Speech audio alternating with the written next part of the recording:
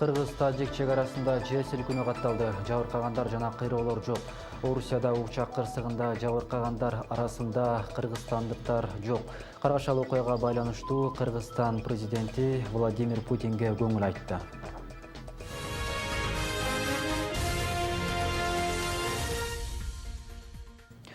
12 февральга караган түнү саат 1:30 чамасында Кыргыз-Тажик чегарасында жер титирөө катталды. Сейсмология институтунан кабарлашкандай, анын күчү 3,5 баллга жетип, Очогу Алай районундагы Бордөбө айылынан 12 чакырым түштүк батышта, Ош шаарынан 130 чакырым түштүк чыгышка жайгашкан. Жер титирөөнүн күчү Бордөбө айылында 3 баллга сезилген. Алдын ала алынган маалыматтар боюнча кыйроолор жана каза болгондор жок. Президент Жээнбеков учак кырсыгына байланыштуу Орусия президентине көңүл айтты. Кыргызстандын мамлекет башчысы көңүл айтуу телеграммасында 11 февралда Москва облусунда кулаган учакка байланыштуу өзүнүн жана жалпы кыргыз элинин атынан терең кайгыруу менен көңүл айтаарын билдирген. Трагедиялуу кырсыкта наут кеткен 71 адамдын жакындарынын кайгысын бөлүшөбүз деп айтылган. Маал болгондой, кулаган учакта кыргызстандыктар жок.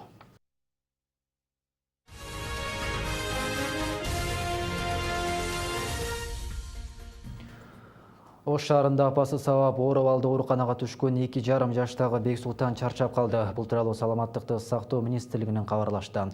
4 февралда Ош облустук ооруканасынын реанимация бөлүмүнө оор жарат алып, эстен танган баланы энеси алып келген. Ал 2 жаш 8 айлык оолу тепкичтен кулап кеткенин айткан. Доктурлар текшергенде наристенин денесинде көгал атактар болгон, ички органдары жабыркаган жана мээсине кан уюп калганы аныкталган. Тергөө учурунда аял баласын кепкир менен сабаганын мойнуна алган. Учурда келинге кылмыш жаза кодексинин 234-беренеси менен кылмыш иши козголду. Өзү убактылуу кармоочу жайга киргизилген. Бир жума ичинде өлкө аймагында 200дөн ашык айдоочу мас абалында рулду башкарган. Жол кыймылынын коопсуздугун камсыздоо башкы башкармалыгынын маалыматына ылайык, 5-11 февраль аралыгында 1000ге жакын айдоочуга карата протоколдор түзүлсө, анын 208 учурунда айдоочулар рулду мас абалында башкарып бара жаткан. 503 протокол тиешелүү документи жок айдоочуларга карата түзүлдү. Жалпысынан атайын унаа токтотуучу жайга 800дөн ашык машина жеткирилди.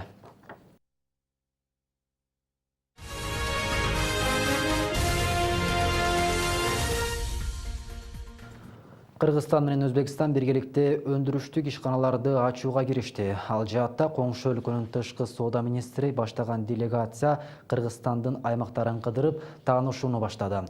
Эки өлкөнүн ишкерлеринен турган топ өндүрүш токтоп турган завод-фабрикаларды жеринен көрүп пландашууда. Андан сырткары Өзбекстан пактадан жасалган кездемелеринен Кыргызстандын текстил ишканаларында кийим тигип, кыргыз бренди менен Европага экспорттоо каралууда.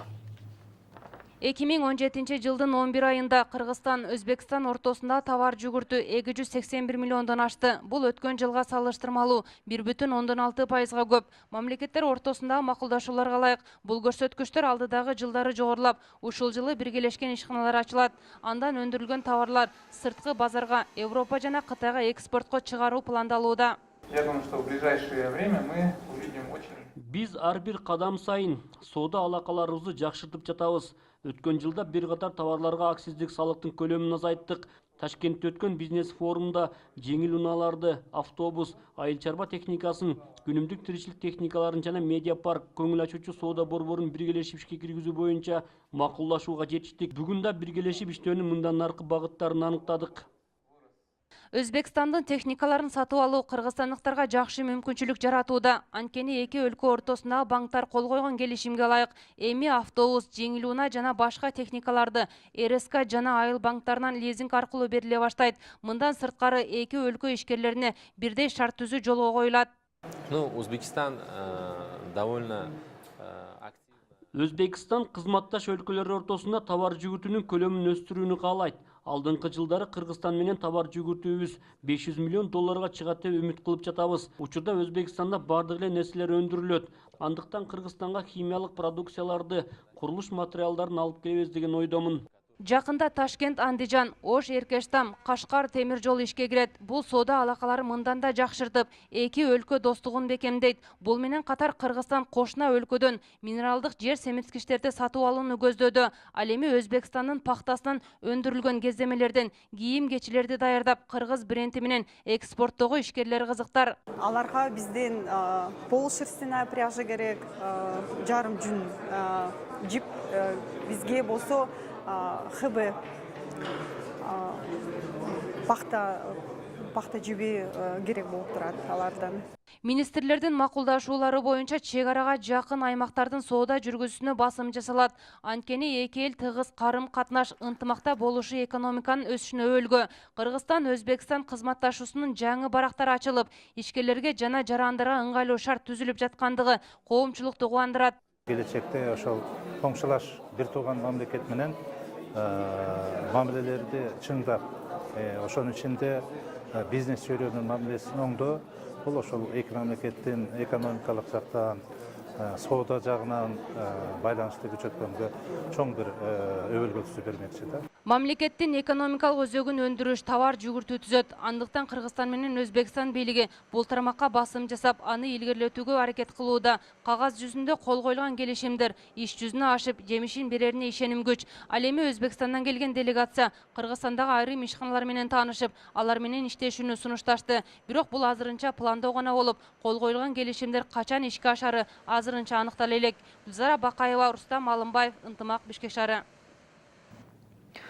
Кыргызстанда дарыгерлердин айлыгы кыскартылган жок. Бул тууралуу 24 агенттигине саламаттыкты сактоо министри Талантбек Батыралиев билдирди. Анын айтымында 2017 жылы биринчи медициналык жардам көрсөткөн дарыгерлердин орточо маянасы 12 000 сом, орточо персоналдыкы 9 000 сом, медайымдардыкы 6 000 сомду түзгөн. Белгилеп кетсек, социалдык тармактарда медициналык кызматкерлердин айлыгы төмөндөтүлөт деген маалыматтар жарыялана баштаган.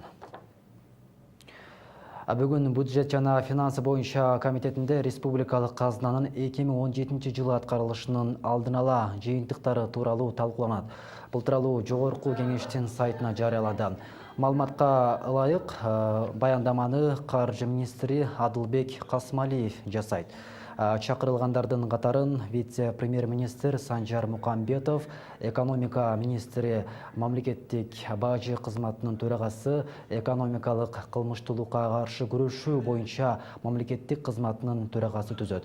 Мындан тышкары жыйында Кыргыз Республикасынын салыктык эмес кирешелери жөнүндө кодекстин долбоору тууралуу каралат.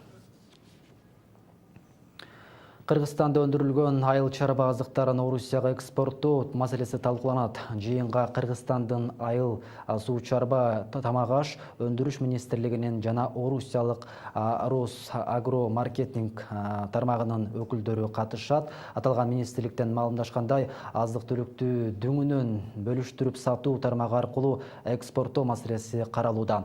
Кыргызстан 2017 жылы 395 000 тонна эт өндүрсө, анын 1000 тоннага жакыны гана чет өлкөгө экспорттолгон. Сиздер акыркы сааттарга алынган кабарлар менен тааныштыңыздар. Бул жана башка маалыматтарды Ынтымак Чекит ТG сайтынан таанышсаңыздар болот. Сайттагы жаңылыктар күн сайын жаңы маалыматтар менен толукталып турат.